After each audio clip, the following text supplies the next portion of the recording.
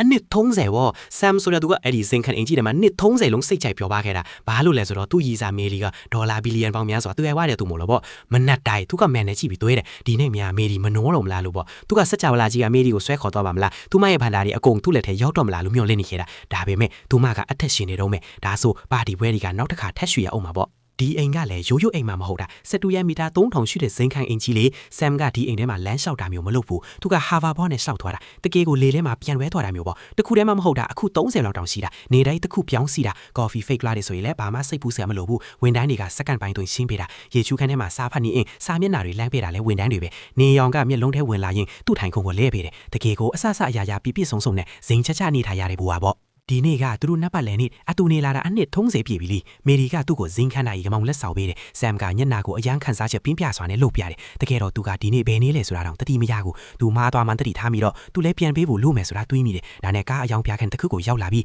အားကစားကားတစ်စီးကိုရွေးလိုက်တယ်အဲ့ဒီကြားမှာသူတတိရသွားတယ်မေရီကကားမောင်းလို့တော့မရတော့ဘူးဒါနဲ့သူကစိုးရင်ပူပန်းတက်တဲ့ချစ်သူရီစားဖို့ဇန်ကိုအကောင်ဆုံးဖမ်းလိုက်တယ်မေရီရဲ့ကိုမင်းကိုကားဝယ်ပေးချင်တာဒါပေမဲ့မင်းကမမောင်းနိုင်တော့ဘူးလေမေရီကတော့အမြဲတမ်းလိုပဲသူ့စကားကိုယုံသွားတယ်သူမကကားကိုကိုယ်တိုင်ဝယ်ပြီးအဲ့ဒီမှာပဲဆမ်ကိုလက်ဆောင်ပေးလိုက်တယ်တခါတည်းဆမ်ကအနိုင်နဲ့ပဲရှောင်းသွားပြန်ပြီးဒါပေမဲ့ကန်တရားကအမြဲတမ်းဆမ်ဘက်မှာရှိမနေဘူးသူအိမ်ပြန်ရောက်တဲ့ခါမှာတော့အဲ့ဒီကားအတိုင်းအဲ့ဒီမော်ဒယ်အတိုင်းကားတစ်စီးကချမ်းတကားမှရထားပြီးတာအိမ်ထဲမှာလည်းအန်နောဆရာတစ်ခုရှိနေလေမေရီကလူသစ်တယောက်နဲ့ချစ်ကြိုက်နေတာကားအယောင်သမားလေးနောက်ပြီးတိလာသူကအခုအဲ့ဒီစင်ခတဲ့အိမ်ထဲမှာနေနေတာဆမ်လည်းဒေါ်ထားတကြီးနဲ့အထဲကိုဝင်သွားတော့ပြန်ပြီးအိမ်ထဲကနေကန်ထုတ်ခံလိုက်ရတာပဲကားလည်းမရှိတော့ဘူးခုံးဖုတ်လည်းမရှိတော့ဘူးပိုက်ဆံလည်းမရှိတော့ဘူးချမ်းသာတဲ့မိမတယောက်နဲ့ရီစားထိရတာကပြောတယ်တော့မလွယ်ကူနော်